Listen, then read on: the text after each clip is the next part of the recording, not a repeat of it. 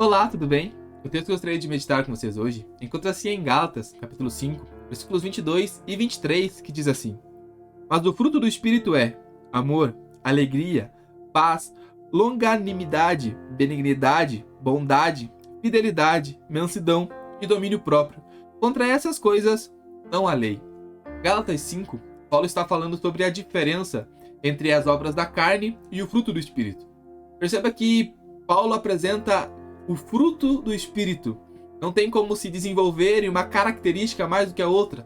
Nós precisamos que o Espírito gere em nós o seu fruto completo. Como os gomos de uma laranja, assim é o fruto do Espírito. Precisa-se de todos os gomos para formar o seu fruto.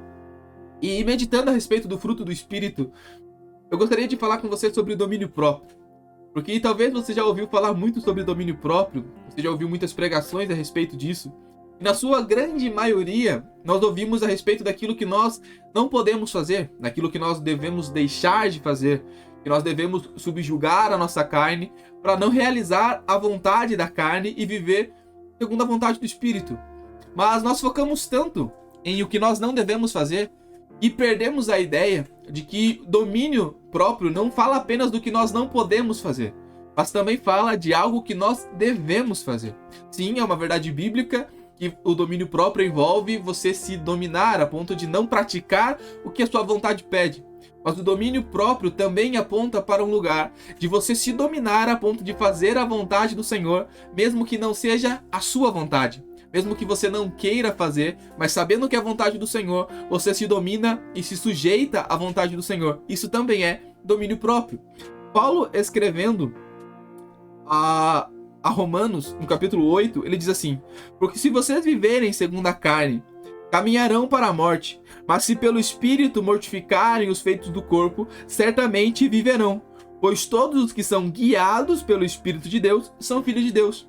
Perceba que Paulo diz: mas se pelo Espírito mortificarem os feitos do corpo, certamente viverão. O que Paulo está falando? Sobre você não fazer algo, sobre você mortificar, sobre você matar a sua vontade, não satisfazê-la, você vai viver. Mas o verso seguinte, ele começa dizendo: pois todos os que são guiados pelo Espírito de Deus são filhos de Deus.